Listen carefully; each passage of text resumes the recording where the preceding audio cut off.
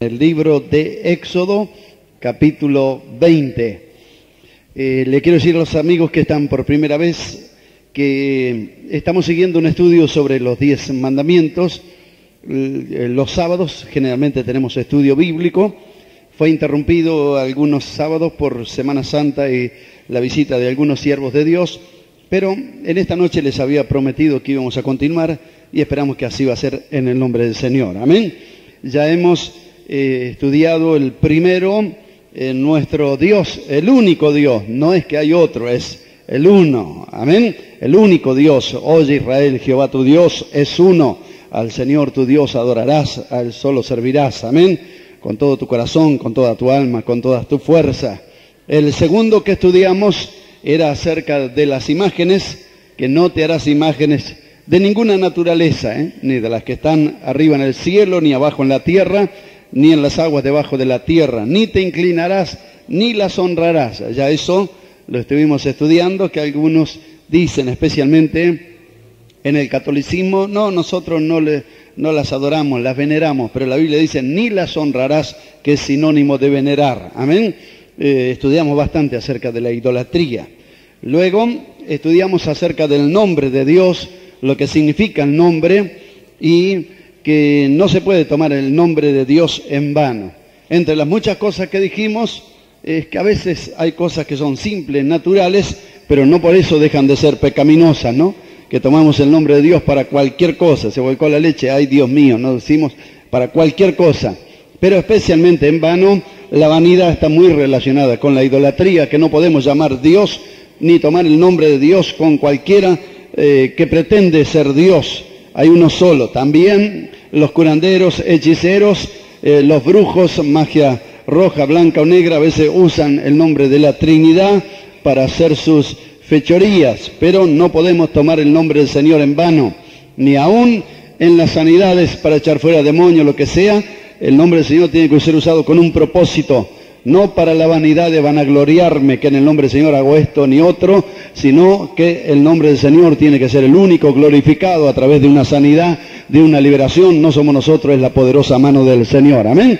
Pero esta noche llegamos a un punto, también el número 4, que vamos a leer en el nombre del Señor. Así que leemos Éxodo capítulo 20, versículo 8, 9, 10 y 11. Dice así la Sagrada Escritura: acuérdate del día de reposo para santificarlo. 6 días trabajarás y harás toda tu obra, mas el séptimo día es reposo para Jehová tu Dios. No hagas en él obra alguna, tú, ni tu hijo, ni tu hija, ni tu siervo, ni tu criada, ni tu bestia, ni tu extranjero que está dentro de tus puertas. Porque en 6 días hizo Jehová los cielos y la tierra, el mar y todas las cosas que en ellos hay, y reposó en el séptimo día. Por tanto, Jehová bendijo el día de reposo y lo santificó. Amén. ¿Podemos decir amén a la palabra de Dios? Vamos a orar al Señor. Padre, delante de tu presencia estamos reunidos en tu nombre y no nos cansamos de orar, porque siempre que oramos, Señor, tú siempre contestas la oración y tu oído está atento a la oración de tu pueblo, Señor. Por eso en esta hora, Padre, te adoramos por haber leído tus palabras, que son espíritu y son vida. Y te pedimos, soberano Señor, que tu Espíritu Santo esté abriendo nuestro entendimiento, tomando la palabra y grabándola en la mente y en el corazón, Señor, para que todo lo que hablemos, enseñemos, pueda ser agradable delante de tus ojos y conforme a tu santa y bendita voluntad. Ahora te pido, soberano Señor, por las almas nuevas, los amigos y hermanos que han venido por primera vez, que a través de los testimonios, de la enseñanza de tu palabra, sean despertados a la salvación y a la comunión. Te lo pido, Padre, en el nombre bendito de Jesús. Amén y amén. Estamos entonces con los 10 mandamientos y esta noche corresponde al cuarto, al día de reposo. Amén. Si Dios permite, el próximo sábado continuaremos. Honra a tu padre y a tu madre, no matarás, no cometerás adulterio, no hurtarás. Seguiremos, si Jesús no viene antes, porque lo estamos esperando. Amén. Yo tengo anotado unas cuantas cosas y algunas costumbres judías y observancia, pero esta noche me siento medio incómodo porque justo tenemos un pastor judío mesiánico, así que si meto la pata Bueno, estoy en un problema, ¿no? Pero es la palabra de Dios. La palabra de Dios no tiene barreras, ¿verdad, hermanos? Amén. Las fronteras las han levantado los hombres. Dios hizo los cielos y la tierra y todo lo que en ellos hay. Los hombres han levantado fronteras. Por eso hay uruguayos, chilenos, brasileños, todos. Delante de Dios es Dios de toda carne, podemos decir amén. Gloria a Dios. Pero lo cierto es que aquí en Éxodo capítulo 20, verso 8, habla del día de reposo. Tenía un sentido muy especial la observancia del día de reposo. Lo primero de todo, que dice la Sagrada Escritura, acuérdate del día de reposo, ¿para qué? Acuérdate para organizar un buen partido de fútbol, acuérdate para ir a comer asado, acuérdate para visitar, acuérdate para pasear. ¿Para qué tenía que acordarse del día de reposo? ¿Qué dice el verso 8? A ver, dígalo, ahí con la Biblia en su mano. ¿Para qué era el día? Primero de todo, ¿qué tenía que hacer? Para santificarlo. Amén.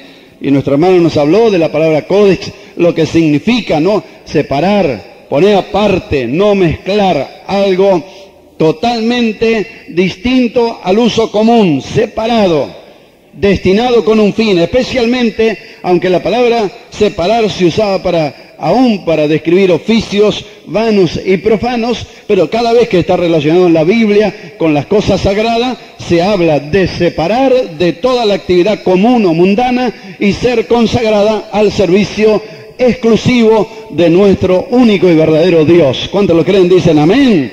Gloria a Dios. Así que ese día de reposo o Shabbat, a ver si lo escribimos bien, y si no tenemos nuestro hermano Kik para ayudarnos a corregir los términos. Shabbat o sábado, como decimos nosotros, quiere decir descanso o reposo, o también sinónimo de cesación de toda actividad. Esa sería la etimología de la palabra, ¿no? Indica que ya todo está hecho, que no queda nada por hacer. Por eso se dedica al descanso, porque Dios creó los cielos y la tierra y dice que al séptimo día, ¿qué hizo?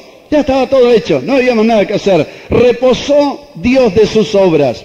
Y la palabra reposar tiene más que ver con solamente cesación de actividad. La palabra reposar quiere decir como tener una paz. Yo cuando usted estaba levantando una casa o no sé, cosiendo un vestido, no sé qué, pero cuando lo terminó, que parece que, menos mal que terminé, como que trae una paz, una tranquilidad en su interior. Bueno, Dios vio que todo lo que había hecho era en gran manera bueno y reposó Dios de sus obras. Amén. Por eso, primero de todo, era para recordar que la obra no es nuestra, la obra es de Dios y que ya todo Dios primeramente lo ha hecho. Segundo, separarlo para la adoración, la devoción, ya que se leía el Torá o el Pentateuco, los primeros 5 libros de la Biblia, se explicaba. Usted va a ver muchos pasajes de la Sagrada Escritura que Jesús concurría a las sinagogas que fueron los sustitutos de del templo de Jerusalén cuando fue destruido a causa de la obstinación del corazón de ellos y la desobediencia.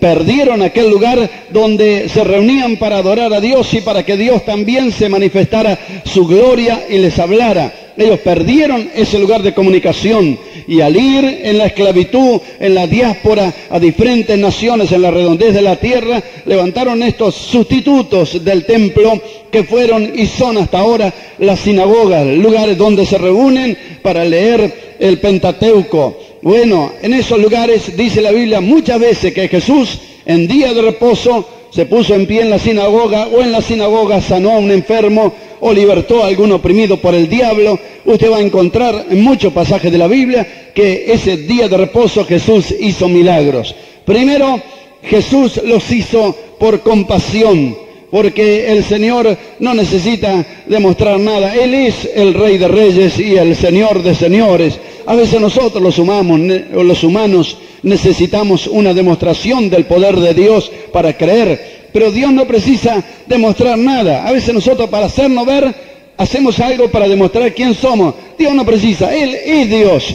y podría seguir siendo Dios, aunque nosotros no hubiéramos nacido, Él seguiría siendo Dios. Pero Dios nos ama de tal manera que aún manifiesta su amor, su misericordia, para que usted y yo, a través de los milagros que no tienen el fin de engrandecer al predicador ni al evangelista, sino como dice en el Evangelio según San Juan, que muchos milagros fueron hechos. ¿Para qué? Con un propósito, que la gente crea que Jesucristo es el Hijo de Dios y creyendo en Él tenga la vida eterna. Amén.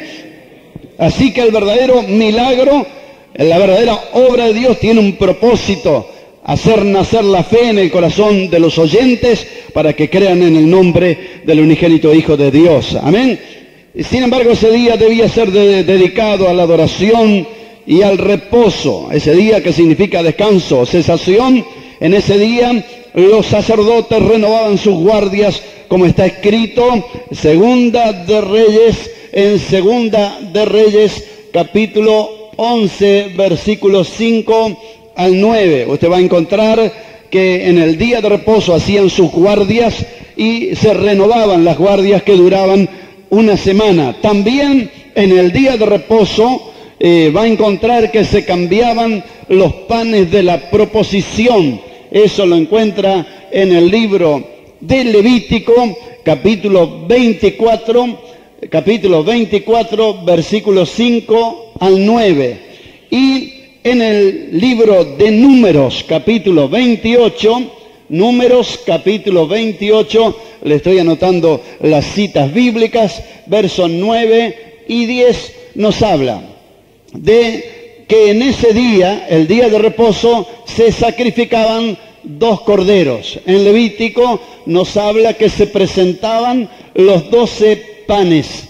Y en Segunda de Reyes se cambiaban las guardias que había puesto en esas reformas, cambiaban las guardias del templo, y para cobijar o para cuidar al sacerdote, al rey, que en ese tiempo era muy pequeño, hicieron una guardia día y noche y la renovaban el día de reposo. Así que el día de reposo tenía aún en sí, aunque era cesación, pero tenía actividades que por ser sagradas no producían profanación, porque al sacrificar 2 corderos en el día de reposo indicaba un trabajo sacerdotal, pero ese trabajo no era una profanación, porque nosotros podemos ir y predicar y todo el día que tenemos de descanso, y no es una profanación cuando está dedicado para engrandecer el nombre del Señor. Se presentaban los panes de la proposición, eran 12 panes que semanalmente debían ser renovados. Esos 12 panes o tortas hechos con flor de harina eran presentados y renovados cada día de descanso. Se presentaban allí en el templo sobre la mesa que era de madera de acacia, cubierta totalmente con oro, totalmente con una lámina de oro estaba cubierta. Adentro estaba la madera, pero no se veía porque estaba cubierta totalmente de oro. Tenía 4 anillos en sus puntas, que tenía así como un borde, una cornisa. Tenía 4 argollas donde se pasaban las varas, y aún también estas varas para transportarlas allí en el tabernáculo también eran hechas, también revestidas de oro y con madera de acacia. Todo esto no podemos entrar en esta noche en detalle esas cosas porque sería demasiado extenso, pero sin embargo la madera siempre representa el elemento humano, que aunque está consagrado a Dios tiene que estar revestido, porque el oro significa la santidad, la presencia de Dios, la divinidad de Dios, que nuestra humanidad cuando está al servicio de Dios siempre tiene que desaparecer, y lo único que tiene que ver es la gloria y la presencia de Dios en nuestras vidas. ¿Puede decir amén? Y los panes sobre esa base, ese pan que tenía que ser hecho con flor de harina, no con harina común ni mezclada, ni como era el pan de los pobres hecho con la cáscara de la harina o del trigo, como podemos decir ahora, como se hace el pan, la cerealita o esas cosas. No, tenía que ser hecha con flor de harina, de la primer cosecha, la primera harina dedicada al Señor y amasada y pasada, y cuando el sacerdote panadero tocaba la harina no se tenía que sentir grumos allí, ninguna dureza, Si sentía dureza, tenía que juntar la harina, volverla a meter en el agujero de la piedra y volver otra vez a amasarla con esa flor de harina y con aceite. Tenía que presentar esos panes al Señor, símbolo de nuestra humillación. Como dijo Cristo, si el grano de trigo no cae a tierra y muere, no puede llevar fruto. Así que esa harina tenía que ser molida, tenía que ser amasada, tenía que tener el aceite, símbolo de la presencia del Espíritu Santo, y tenía que pasar por ese horno para poder presentarla ante la mesa, allí los panes de la proposición. Hoy también nosotros podemos ser presentados, porque aquellos panes que eran 12 representaban a cada una de las tribus de Israel. Y nosotros también en sí somos aquel pan también, que tenemos que presentarnos ante la presencia de Dios cada vez que tenemos esa oportunidad de estar en la casa del Señor, proponernos ser fiel, porque la proposición significa eso, proponer algo, ¿no es cierto? Y la renovación de los panes significaba eso, proponer la renovación con Dios, proponer la renovación de agradar a Dios, fresco, no endurecido. Cada vez que queremos endurecernos por el pecado o avejentarnos espiritualmente, medio quedarnos, no se olvide, si hace falta pasar al frente, pase, ponga su vida otra vez ante el altar del Señor, pero no la ponga de cualquier manera, póngala en santidad como Dios merece, separada del pecado para servir a Dios y a su nombre. Parece que en la semana y el paso del tiempo de repente nos hace enfriarnos. Y el domingo hablamos en lengua, glorificamos a Dios, todo lindo, pero una semana escuchando hablar de fútbol, escuchando los compañeros cuentan cuento verde, chisme de algún hermano débil en la fe, tantas cosas, parece que el pancito se pone medio duro, pero qué lindo es el pan fresco. Y presentarnos, Señor, proponernos, Señor, quiero ser fiel hasta la muerte para que tú me des la corona de la vida. Amén. Gloria a Dios. Así que se ofrecían en ese día de descanso también los sacrificios de los 2 corderos. Si los cristianos deben guardar el sábado o no, queda bien aclarado en la Sagrada Escritura, en el libro de Éxodo capítulo 31, verso 12 al 17. Así que entonces, quizás para abreviar, porque si no tendríamos que tener como 2 o 3 sábados para hablar solamente del sábado. Pero en Éxodo capítulo 31 del 12 al 17 nos empieza a aclarar el panorama. Nosotros somos cristianos evangélicos, convertidos al cristianismo, porque éramos, como se dice, gentiles o paganos o adoradores de otros dioses, pero ahora hemos conocido a Jesucristo y hemos sido trasladados del reino de las tinieblas al reino de su amado Hijo Jesucristo. Amén. Donde ahora hay un solo pueblo que está compuesto de toda raza, de toda nación, de toda tribu, de toda lengua. Son los redimidos por la sangre del Cordero. ¿Se siente redimido en esta noche, hermanos? ¿Se siente parte de este pueblo glorioso? Gloria a Dios. Bendito el nombre del Señor. En Éxodo capítulo 31, verso 12 al 17, nos empieza a abrir el panorama si debemos o no nosotros los creyentes guardar el sábado. Habló además Jehová a Moisés diciendo: tú hablarás a los hijos de Israel diciendo: en verdad vosotros guardaréis mi día de reposo, porque es señal entre mí y vosotros por vuestras generaciones, para que sepáis que yo soy Jehová que os santifico. Así que guardaréis el día de reposo, porque santo es a vosotros. El que lo profanare de cierto morirá, porque cualquiera que hiciere obra alguna en él, aquella persona será cortada del medio de su pueblo. 6 días se trabajará, mas el día séptimo es día de reposo, consagrado a Jehová. Cualquiera que trabaje en el día de reposo ciertamente morirá. Guardarán pues el día de reposo los hijos de Israel, celebrándolo por sus generaciones, por pacto perpetuo. Señal es para siempre entre mí y los hijos de Israel, porque en 6 días hizo Jehová los cielos y la tierra, y en el séptimo día cesó y reposó. Amén. De todos los mandamientos que encontramos en la Biblia. El cuarto es el único mandamiento que no aparece en el Nuevo Testamento, pero sí aparece en forma espiritual, para que usted y yo sepamos, porque la mayoría de las desviaciones de la Sagrada Escritura han venido por un motivo muy simple. Lo he explicado especialmente en la escuela bíblica, que en la Biblia corren tres líneas paralelas, con tres tipos de mensaje, aunque la palabra de Dios es para todos. Pero lo primero que dijimos es que Dios tiene un trato con Israel. Hay palabras exclusivas para Israel. Segundo, Dios tiene un mensaje para la iglesia.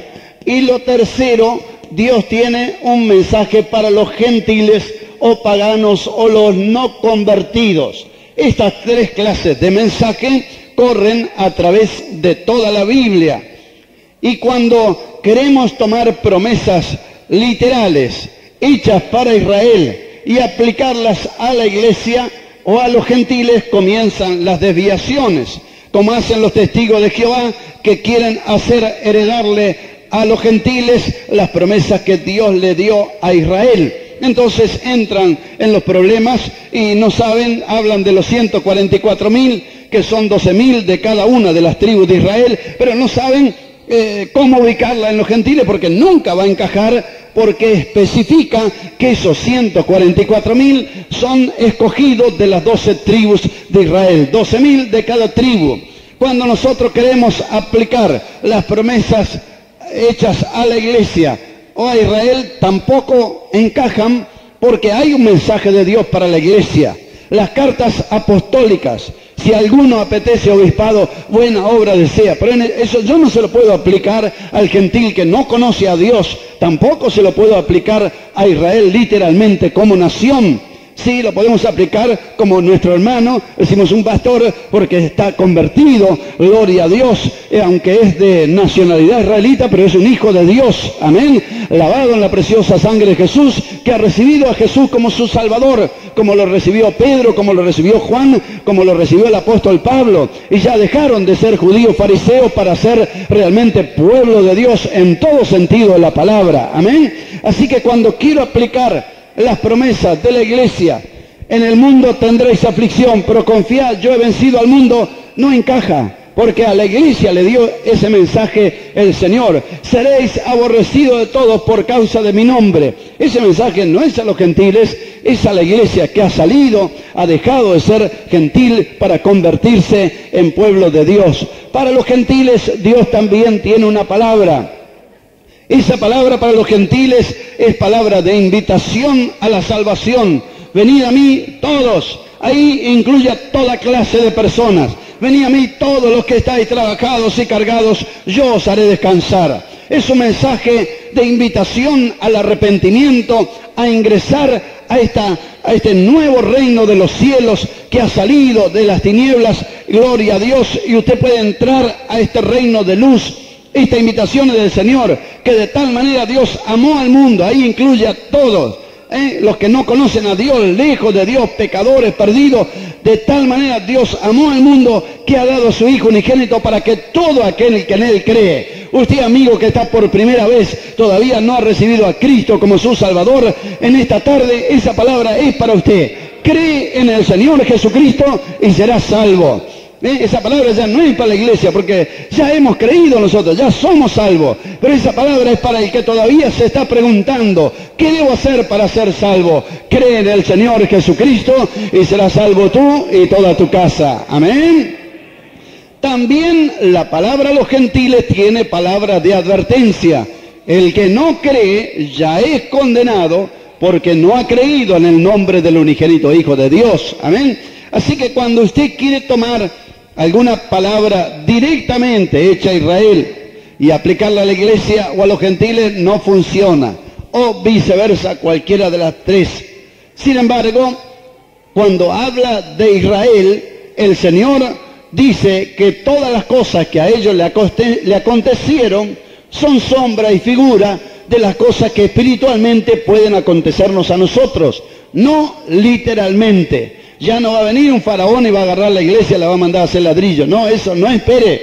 Pero espiritualmente hay un faraón, que usted ya lo conoce quién es, que ni lo queremos nombrar para que no se alegre. Usted ya sabe quién es, ¿no? Ese quiere esclavizar al mundo, quiere a poner azote sobre la humanidad. Ese quiere obligar al pueblo de Dios a que otra vez vuelva a la esclavitud. Pero una vez ya hemos salido del Egipto espiritual por la sangre del Cordero de Dios. Amén, que no está en las puertas de nuestra casa, pero está aquí en esta casa de oración, en este templo del Espíritu Santo, está la preciosa sangre de Jesucristo, y el maligno no puede tocarle, porque sabe, gloria a Dios, que la sangre del Cordero le ha cubierto, y usted tiene paz para con Dios por medio de Jesucristo el Señor. Siente gozo en su corazón teniendo estas promesas tan preciosas.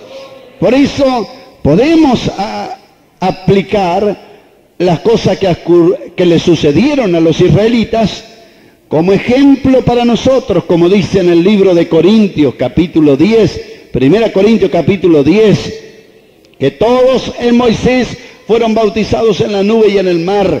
No quiere decir que nosotros vamos a ir a la orilla del mar y estar esperando a ver si el pastor golpea con la vara, con el manto, que se abra el mar. No, no. Es símbolo de nuestro bautismo en las aguas, que hemos salido de la esclavitud de Egipto, pasamos por las aguas del bautismo, quedó atrás la esclavitud, el poder del enemigo quedó atrás y caminamos hacia la tierra prometida. Amén.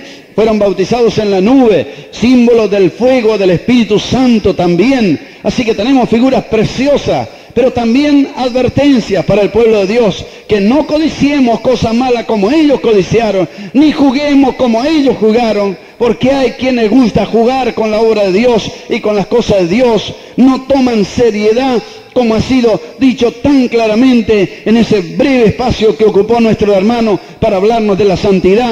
El Señor le ha dado dones del Espíritu Santo, vocaciones, servicios, sabe cantar, sabe tocar. Un día canta en la iglesia, otro día anda tocando folclore, un día toca en la iglesia, otro día en los boliches, en los teatros. No se puede alabar a Dios y después contar cuentos verdes, inmundos, maldecir, decir malas palabras, predicar, llorar, hablar en lengua, y al otro día el hermano débil está escandalizado. Pero ¿cómo? Este no es el hermano que ayer hablaba en el culto, casi profetizaba, que contó tanto testimonio y ahora se golpeó un dedo, se olvidó que es creyente de todo, dijo cualquier cosa menos a su nombre, gloria a Dios y aleluya, dijo una sarta de barbaridades y queda escandalizado el hermanito nuevo por la inconducta de los que dicen o pretenden vivir cerca de Dios. Por eso la Escritura dice que no juguemos como ellos jugaron, que tomemos las cosas de Dios en serio. La iglesia no es un lugar donde ni hablamos, ni cantamos, ni nada para hacernos ver. Es un lugar donde nos reunimos primero de todo para adorar a Dios, para reconocer nuestra falta y pedir misericordia, y la sangre de Jesucristo nos limpia y el cielo se abre y en esta noche te da nueva fuerza, y en esta noche, aunque ha venido por el suelo, Jesucristo te levanta. Gloria a Dios cuando tú le rindes el debido culto al Señor. Amén. Así que podemos espiritualizar, porque Jesús lo hizo, el apóstol Pablo lo hizo, habló de Abraham, habló de Agar, habló de Sara, espiritualizó pasajes de la Biblia. Así que yo no puedo tomar esto que estamos leyendo aquí, que el Señor lo dice claramente, 31:3, habla a los hijos de Israel, es señal entre mí y vosotros, es una señal entre Dios y el pueblo de Israel, que ellos tenían que guardar ese ritual de todos los sábados, separarlo, ir el día de reposo, ir y reunirse para escuchar la lectura de la palabra de Dios, y que los rabinos o maestros de Israel ponían en conocimiento del pueblo. Más para el tiempo de Jesús ya no era tanto la explicación de eso, porque habían agregado una cantidad de cosas que ellos mismos habían inventado y que enseñaban cosas de hombre como si fuesen doctrina. Jesús tuvo que recriminarles a ellos esa conducta, y lo repite varias veces: guardaréis el día de reposo, los hijos de Israel celebrándolo por sus generaciones, señal es para siempre entre mí y los hijos de Israel. No es señal entre la iglesia y Dios. Nosotros si llevamos eso al plano espiritual, que los judíos tenían un día de reposo, lo tenemos explicado en el libro de Hebreos, que para nosotros hay un día de reposo. Es en la obra terminada de Dios, porque Dios 6 días trabajó y el séptimo descansó de sus obras. Y ese reposo, ese día de reposo que habla en el libro de Hebreos en el capítulo 4, ese día de reposo habla del descanso espiritual que nosotros tenemos cuando hemos entrado en el Evangelio. Cuando escuchamos aquella invitación, venid a mí todos los que estáis trabajados y cargados, que yo los haré descansar, dice el Señor.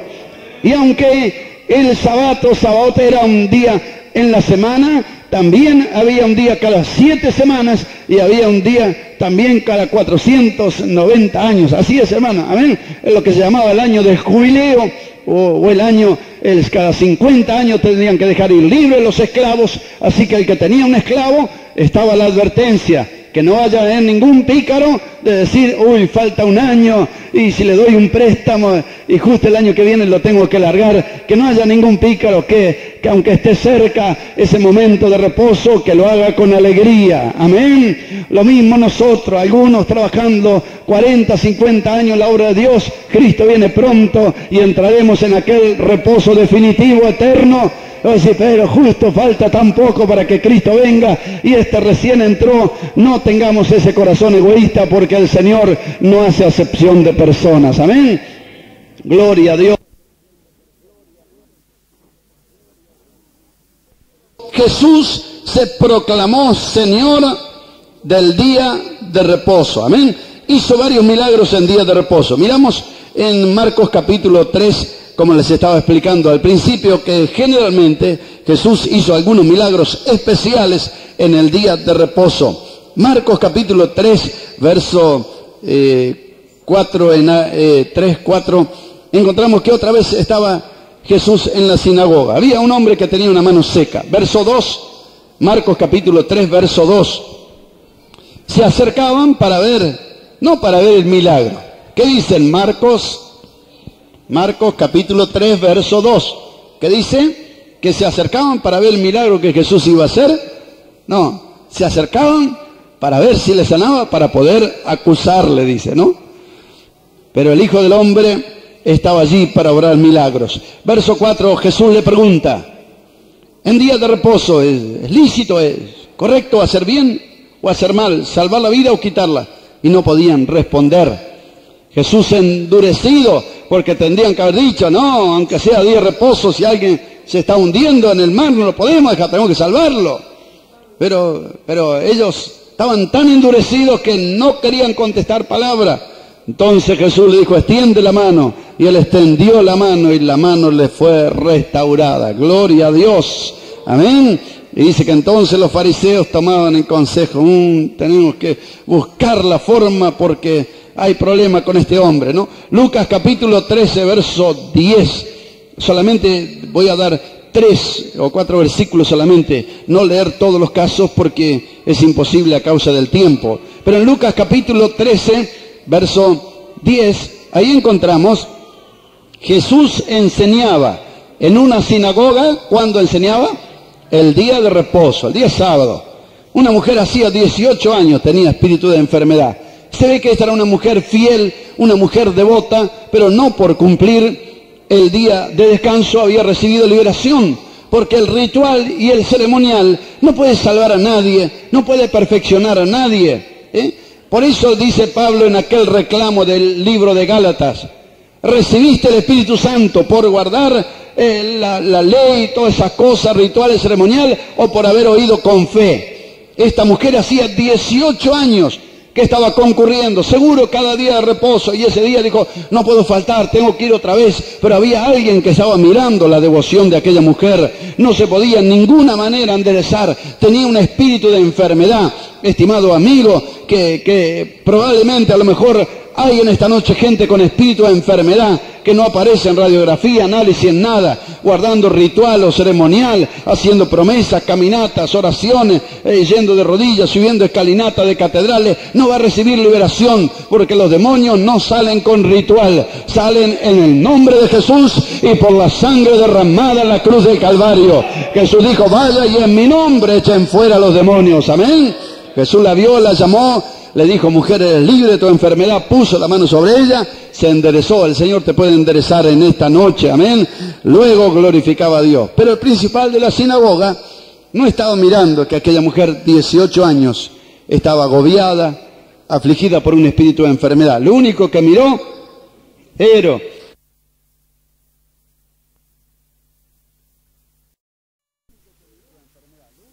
tu enfermedad. Lo único que miró era 6 días y en que se debe trabajar. En estos días lo tomó a Jesús como un médico, como un curandero, no justo en este día de reposo. Entonces el Señor le dijo, hipócrita, que la palabra ha evolucionado y hoy en día decirle hipócrita a una persona es una ofensa muy grande, ¿no? Es prácticamente un insulto. Y hay gente que se ofende y hasta se va de la iglesia porque hay hipócritas, ¿no? Una vez dijo un vecino, dijo, no, yo no voy a la iglesia, pastor, porque me di cuenta que allí hay muchos hipócritas. Y dijo, que no se haga problema, siempre hay lugar para uno más, ¿no? Pero es cierto que la palabra hipócrita llega a ser un insulto para la gente. En ese tiempo no era tanto, porque hipócrita significaba el que representaba un papel y era otra cosa. Hasta los artistas se le decían que eran hipócritas, que eran buenos representantes del papel que estaban ejerciendo. Hoy ha evolucionado tanto la palabra que llega a ser un insulto serio, ¿no? Pero en aquel tiempo Jesús le dijo, ustedes vestidos sacerdotes, todo es muy bien, está muy bien las filacterías, las cintas con los versículos de la Biblia atadas en la frente, en la mano, ahí enrolladas en los brazos, todo está muy bien, pero, dijo, cada uno de vosotros, llega el día de reposo, no desata su animal para que vaya a descansar. Yo lo único que tengo de recuerdo de mi niñez, cuando mi padre llegaba del trabajo, que llegaba a eso de las 4:15, teníamos un perro malísimo, ni nosotros podíamos acercarnos, pero cuando veía a mi padre se desesperaba el perro, porque lo primero que hacía mi padre cuando llegaba, le soltaba allí el gancho del collar y salía el perro ese y daba una vuelta y venía corriendo, se echaba sus pies, movía la cola y volvía a salir corriendo. Después de varias vueltas por ahí ya venía tranquilo y otra vez mi padre lo ataba. No es solamente un ratito, pero él ya sabía que mi padre todos los días lo soltaba un poquito para que retose. Los animales, mis tíos tenían caballo, cuando aquí enfrente Libertad era todo campo y llevaban los carros, la basura de aquí de Merlo, y bueno, tenían caballos grandes y esos caballos el día sábado, domingo retosaban y corcoviaban el campo porque parece que ellos como que sabían que era su día de descanso. Y dijo, cada hombre no desata su buey, su asno, lo lleva a beber, lo deja descansar. Pero el diablo es un perseguidor implacable, no le da descanso al hombre nunca, ni sea sábado, ni sea domingo, ni feriado nacional, ni Nochebuena, ni Navidad, ni Año Nuevo. El diablo nunca le da descanso al hombre ni un minuto. Lo oprime en la calle, lo oprime en el trabajo, lo oprime en el hogar, hasta por las noches lo despierta y lo asusta y le hace perder el sueño y lo enferma. Satanás había dado 18 años a esa mujer, pero Jesús había venido para eso, para desatar a los oprimidos por el diablo. Para eso apareció el Hijo de Dios y dijo a esta hija de Abraham, no se le debía desatar, aunque sea día de reposo. En otra ocasión, Jesús dijo, si cae el buey o el asno, aunque sea día de reposo, no lo saca. ¿No es cierto? Porque es símbolo del trabajador, de la persona que yuga, como se dice en criollo, ¿no? Que está atado al yugo, que trabaja, que se esfuerza. Y Jesús dijo que si cae el buey en el pozo, bueno, aunque sea día de reposo, no va a decir, bueno, tenés que aguantarte hasta mañana, torito, porque hoy es día de descanso. No, lo saca, aunque sea día de reposo. Y bueno, algunos hermanos también aprovechan para lo otro, ¿no? Un pastor fue a ver a un hermano, ¿qué pasa que no viene? Dijo, hermano, ¿qué quiere? El único día de descanso que yo tengo es el día domingo, así que el día domingo lo ocupo para edificar mi casa, para hacer esto, para hacer lo otro, no tengo tiempo de ir al culto, dijo. Y el pastor le dijo, pero hermano, es una lástima, si usted no busca al Señor, si Jehová no edificar en la casa, en vano trabajan los edificadores. Usted va a edificar mucho material, pero de repente todo se le va a venir abajo. Y el hermano que no era quedado ahí nomás, pues cuando queremos sabemos agarrar la espada, ¿no? Y le dijo, no, pero pastor, ahí en la Biblia dice que si el buey cae, aunque sea día de reposo. Digo, sí, pero hay bueyes maneros que caen todos los domingos nomás. Hay que tapar el pozo, matar el buey, ¿no? Está bien, un día hay que trabajar, le toca guardia, bueno, alguna circunstancia especial, tiene que llenar una losa, bueno, hay circunstancias especiales, pero si usted busca progresar trabajando al día domingo, casi todo lo que trabaja se le va a ir por otro lado. Por eso es bueno separar. Tenemos 6 días que trabajamos y ganamos dinero y hacemos todo lo que tenemos que hacer, pero separe ese día para adorar a Dios, separe para estar con su familia, para venir a la casa de Dios, para que podamos tener ese reposo espiritual y en la quietud de nuestras almas también tener un encuentro con Dios. Amén. Pero estos hombres solamente imitaban el ritual y el ceremonial y que Jesús no lo respetaba. En San Juan capítulo 5, 2 versículos más y dejamos. San Juan capítulo 5, encontramos que Jesús sana al paralítico del estanque de Betesda, ¿no? Y allí había movimiento del agua y aquel hombre que miraba cómo los demás eran sanados porque descendía un ángel y removía el agua. Pero dice que Jesús lo vio acostado. ¿Quiere ser sano? 38 años que estaba allí y él ve la imposibilidad. No hay nadie que me meta en el agua y hasta que voy yo los demás son sanados. Jesús le dijo, levántate, toma tu lecho y anda. Y aquel hombre al instante fue sanado, dice el verso 9, estamos leyendo San Juan 5:9. Al instante aquel hombre fue sanado y tomó su lecho y anduvo, y mire la observancia que hace, y era día de reposo aquel día. Verso 14, gloria a Dios. Después le halló Jesús en el templo y le dijo, mira, has sido sanado, no peques más para que no te venga alguna cosa peor. Amén. Gloria a Dios. Pero ¿qué dijeron los fariseos? Verso 10. Dijeron a aquel que había sido sanado, es día de reposo, no puedes llevar tu lecho. Él le respondió, el que me sanó, él mismo me dijo, toma tu lecho y anda. Le preguntaron, ¿quién fue? Y él no sabía bien quién era Jesús porque se había apartado. Después Jesús se manifestó. Amén.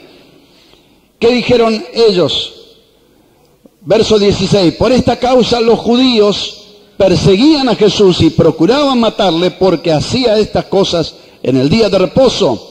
Y Jesús le respondió, mi Padre hasta ahora trabaja, yo trabajo.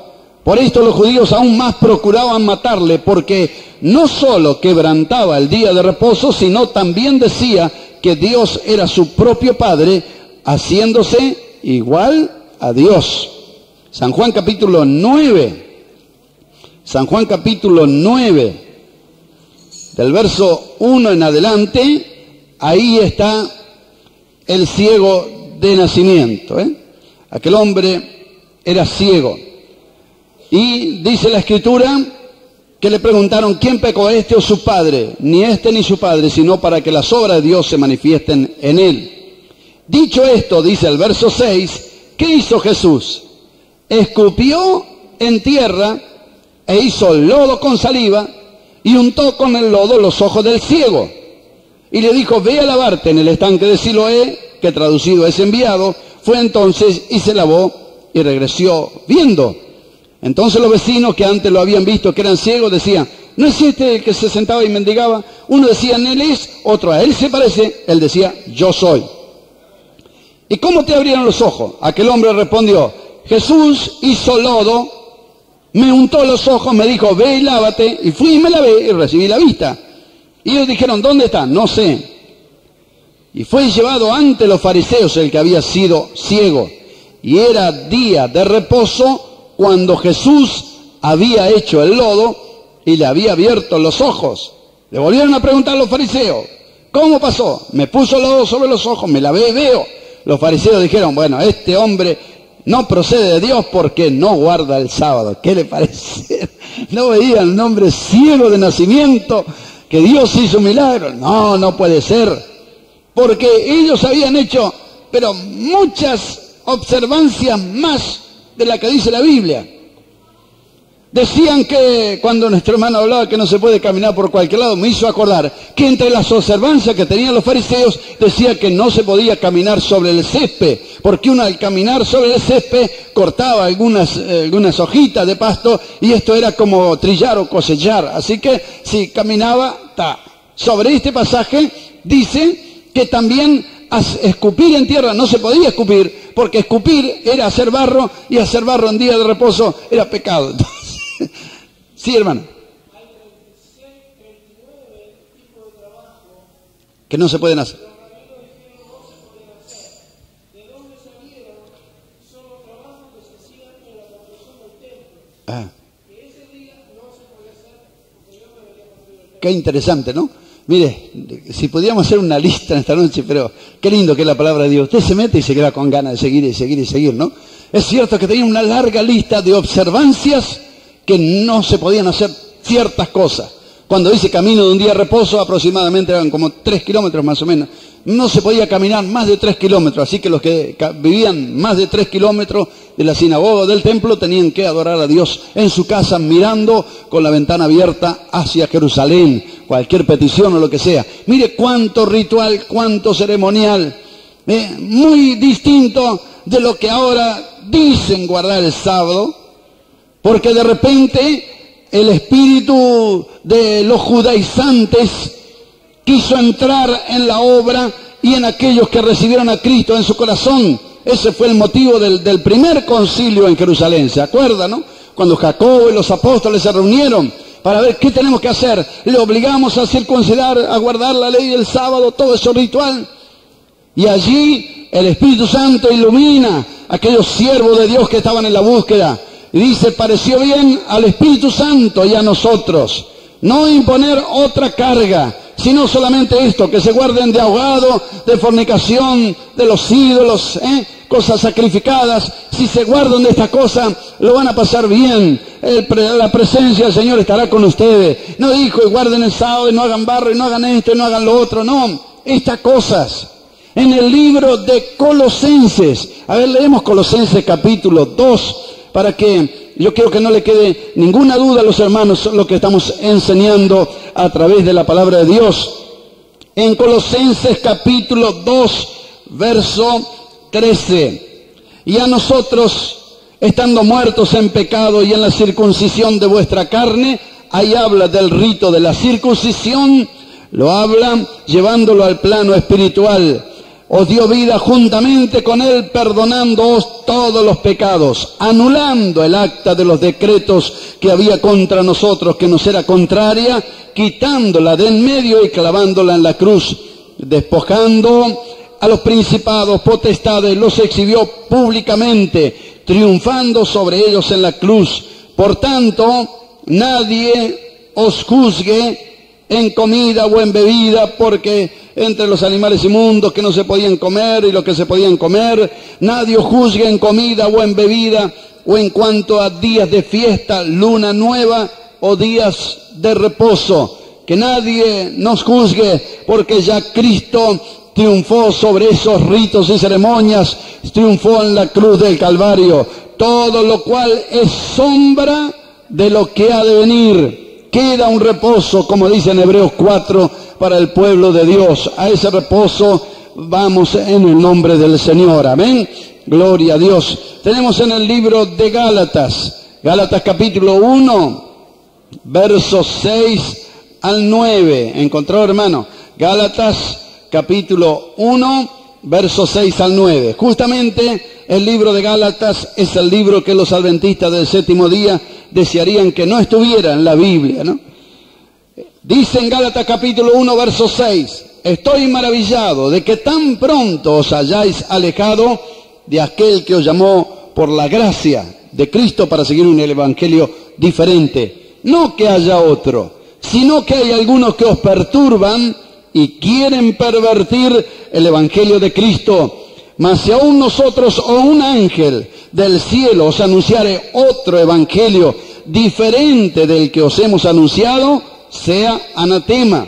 Como antes hemos dicho, también ahora lo repito, si alguno os predica diferente el evangelio del que habéis recibido, sea anatema. Capítulo 3. Oh Gálatas insensatos, ¿quién os fascinó para no obedecer a la verdad, ante cuyos ojos Jesucristo ya fue presentado? Verso 2. Esto solo quiero saber de vosotros. ¿Recibiste el Espíritu por las obras de la ley o por oír con fe? Tan necios sois, habiendo comenzado por el Espíritu, ahora vais a acabar por la carne. Tantas cosas habéis padecido en vano, si es que realmente fue en vano. Aquel pues que os suministra el Espíritu y hace maravilla entre vosotros, ¿lo hace por las obras de la ley o por oír con fe? Capítulo 4, verso 8. Ciertamente en otro tiempo, no conociendo a Dios, servías a lo que por naturaleza no son dioses.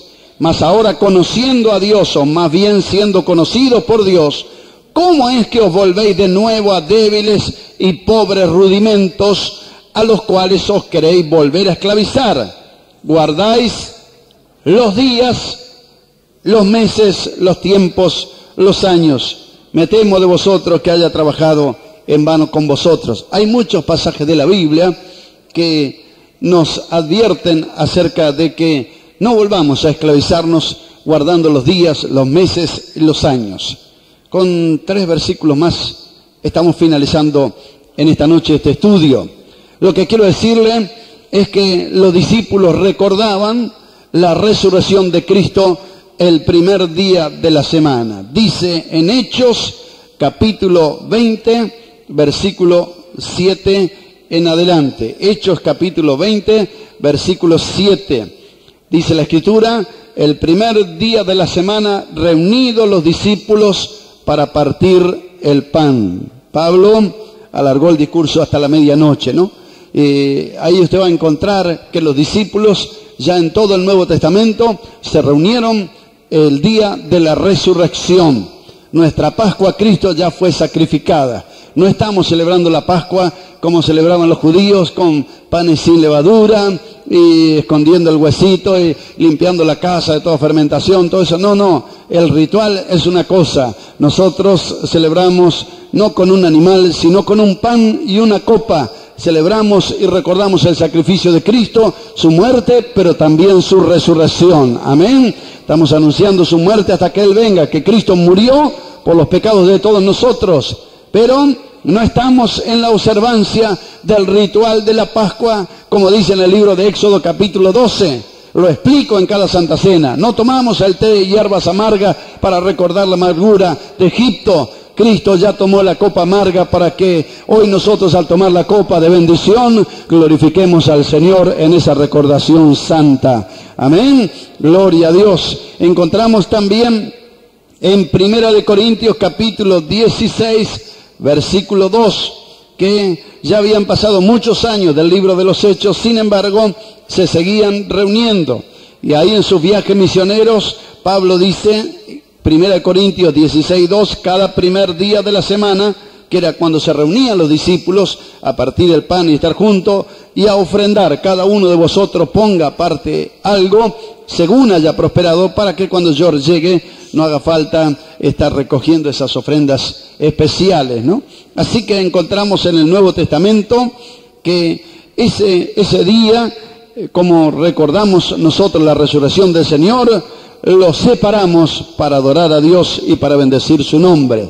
Apocalipsis 1:10, probablemente en ese día que se buscaba a Dios, se adoraba a Dios, se consagraba a Dios, ese día que se consagraba la profunda devoción a Dios, es probable que en ese día también el apóstol Juan haya recibido la gran revelación del libro de Apocalipsis, aunque la palabra día tiene varias aplicaciones, pero dice Apocalipsis 1:10, yo estaba en el Espíritu en el día del Señor, y oí detrás de mí una gran voz como de trompeta diciendo, yo soy el Alfa y la Omega, ¿no?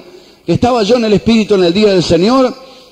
Uno quiere decir que puede ser trasladado en éxtasis a lo que va a ocurrir en el día de la venida de Cristo, porque también se le llama el día del Señor, un periodo muy largo que no está resumido a 24 horas, pero también es muy probable que ese día el apóstol se separó de todo, aunque estaba en la persecución, pero estaba orando y clamando a Dios y buscando el rostro del Señor. Y en ese día que él estaba en el Espíritu, no estaba en el gozo de la carne y comiendo asado y jugando partidos de fútbol y a la pelota y al vóley. No, estaba en el Espíritu. Qué lindo vivir en el Espíritu, como dicen Romanos, ¿eh? No lo tome tan artificialmente. ¿Cómo será estar en el Espíritu, no?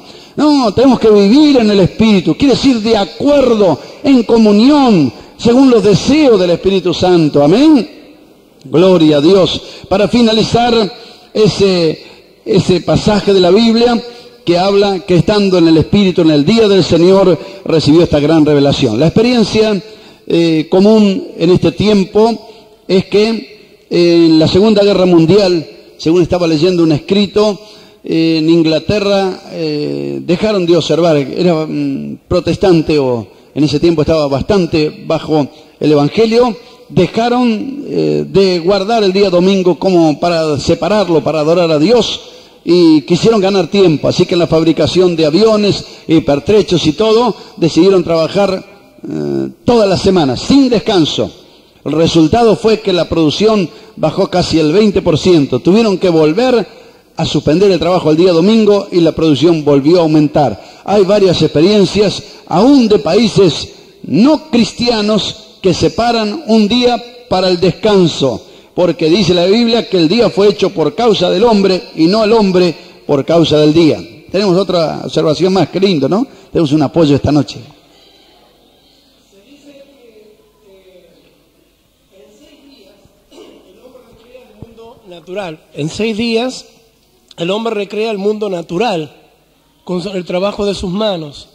Pero el 7º día, dicen los rabinos Shabbat, el hombre en comunión con Dios recrea el mundo en el orden espiritual. Y ahí hay una cosa que es diferente. Las naciones comienzan con 2 días de descanso y 5 de trabajo. El judío primero, Moshe trabaja 6 días, el 7º descansa. Gloria a Dios. A ver, qué bueno, ¿no? Que en 6 días estamos recreando y tratando de formar todo lo material. Pero Dios es tan bueno que en un solo día nos fortalece, ¿no? Espero que no venga solo el día domingo al culto, porque ya en el Evangelio no es el sábado ni el domingo. Todos los días son santos al Señor. Pero para tener un orden, como dijo aquel sabio Voltaire, francés, ¿no es cierto?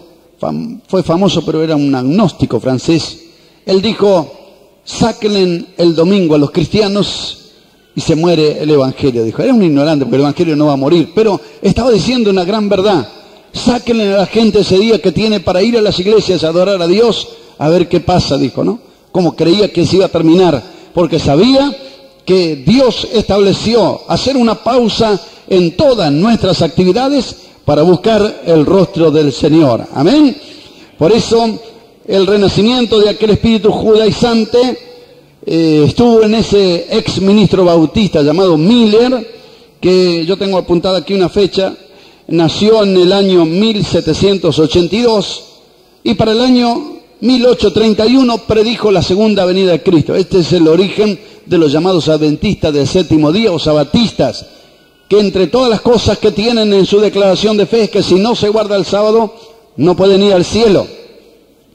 Y quieren obligar a los que hemos creído en Cristo a guardar el sábado, igual que como decían los judíos, pero es imposible.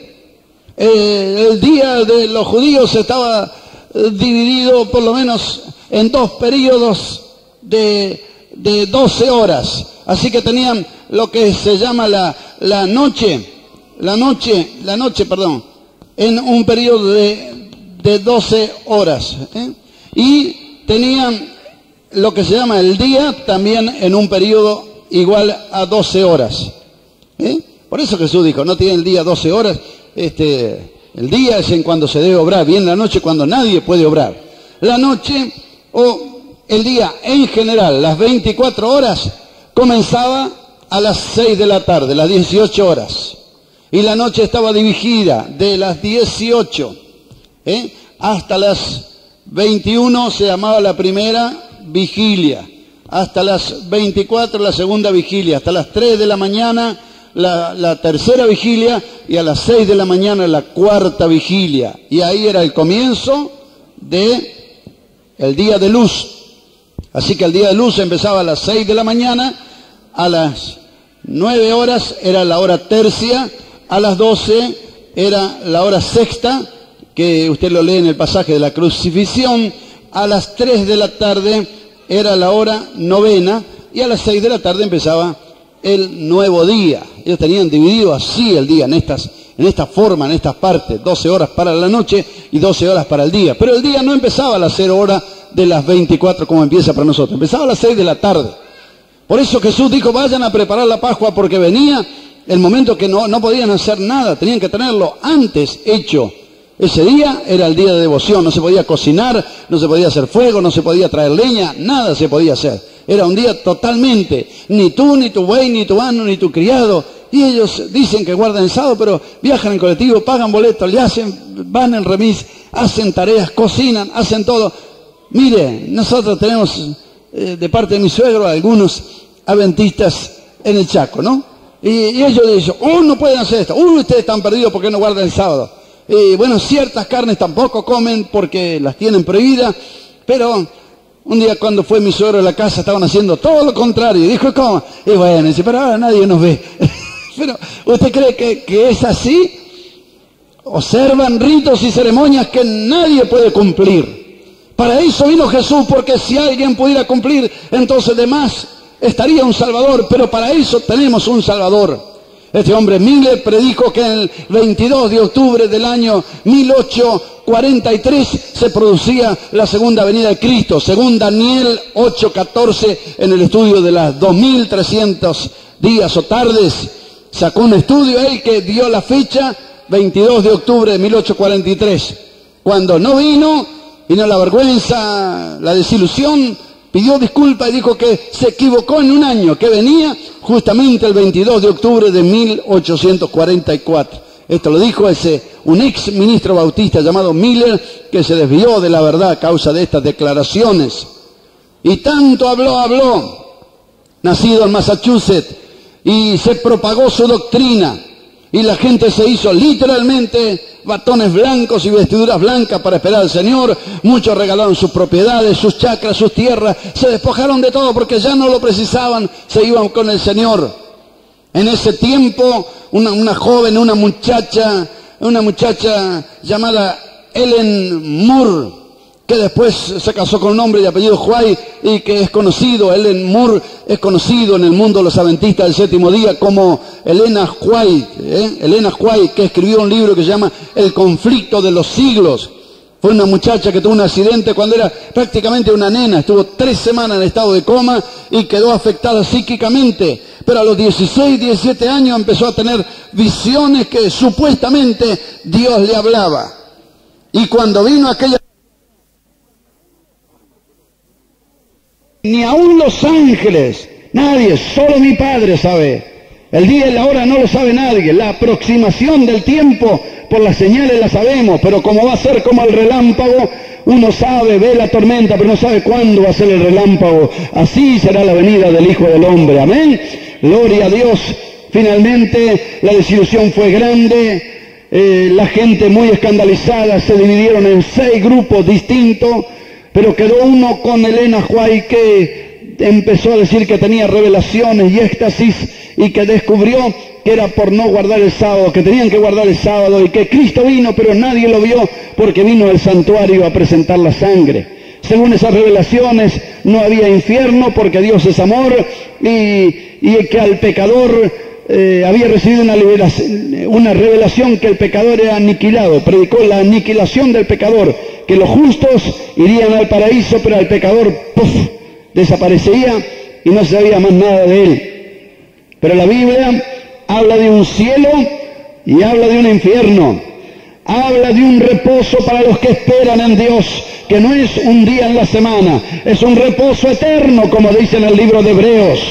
Y si usted, querido amigo, hermano, aunque quizás no entiende mucho de lo que estamos hablando, los hermanos más maduros sigan perfeccionando su conocimiento para no ser engañados por estas corrientes que todavía andan por el mundo. Hay una esperanza, no está en guardar un ritual, un ceremonial, sino descansar en la obra y en el sacrificio que Cristo ya hizo para nosotros. Ese es el verdadero descanso, recordar la obra que Dios hizo, porque en 6 días Dios hizo los cielos y la tierra y reposó de sus obras. Nosotros estamos en ese descanso, recordando la obra que Jesucristo hizo ya en la cruz de Calvario, cuando dijo consumado es. Para nosotros todo está hecho en el nombre del Señor. Amén. Gloria a Dios. Quedó mucho para comentar, pero algo hemos comentado y creo que hemos avanzado algo en el 4º mandamiento. Si Dios permite, el próximo sábado, si Jesús no viene antes, estaremos continuando. Inclinamos nuestras cabezas para orar a Dios. Gloria al nombre de Jesús. Queda un reposo para el pueblo de Dios. Hay un reposo. No sé si tú quieres entrar en ese reposo, pero Jesús dijo, venid a mí, todos los que estáis trabajados y cargados, yo os haré descansar. Jesús se presentó como el Señor del día de reposo. Él es el único que te puede dar descanso en esta tarde. Puede ser que a lo mejor, como aquella mujer que Satanás tenía atada 18 años, aunque habían pasado feriados y fiesta y luna nueva y tantas cosas, pero no tenía descanso nunca. Puede ser que ya tienes 30, 40, 50 años y Satanás te tiene atado por diversos problemas, vicios, pasiones desordenadas, tantas cosas. No puede tener paz tu alma. ¿Quieres entrar en este reposo? ¿Quieres salir con esta paz en su corazón? El Señor está conmigo. Jesucristo lo quiere hacer en esta noche. Si hay hermanos que de repente tenían dudas y el Señor le ha hablado en esta noche, gracias, hermano, porque la palabra ha llegado a mi corazón. Gloria a Dios. Yo quiero vivir santificado, quiero santificar mi vida delante del Señor, separarla, que nada del mundo entre. Queremos orar por ti en esta noche. Si hay enfermo, justamente Jesús quiere darte el verdadero descanso, que no es un sábado. El verdadero descanso es desatar, como dice en Isaías, las ligaduras de opresión, que tu alma tenga paz y descanso. Jesucristo lo quiere hacer. ¿Quieres tú darle oportunidad a la mano del Señor? Gloria a Dios. ¿Cuántos van a levantar su mano, pastor? Yo necesito oración en esta noche. Quiero que oren por mí. Que Dios le bendiga, que Dios le bendiga, que Dios le bendiga. Hay unas cuantas manos levantadas. Todo lo que tenga necesidad física o espiritual, ya los siervos de Dios se están ubicando aquí en el frente. Venga, hermano Enrique, vamos a hablar por hermano Enrique. Tiene una necesidad muy especial esta noche. Este hermano que nos visita. Y yo le he animado a confiar en el Señor, que nuestro Dios es especialista en lo imposible. Por eso venga con fe, con confianza, creyendo que Jesucristo es el Señor. Él va a obrar el milagro que tu alma necesita. Gloria a Dios. Vamos a estar de pie para finalizar nuestro culto, orando por todas las necesidades en el nombre del Señor. Ya los siervos de Dios están imponiendo sus manos. Estamos orando por hermano Daniel Sabet, hermano Juan Soto, que viajaron a Tres Isletas, Chaco. Oramos por hermano Fabián, el pastor Florencio Gómez, y también por el hermano Palomeque, que están en Tres Arroyos. Vamos a orar por todos los hermanos, que el Señor los bendiga, lo use para gloria de su nombre, creyendo en el poder del nombre de Jesús. Gloria a Dios. Ya nuestro hermano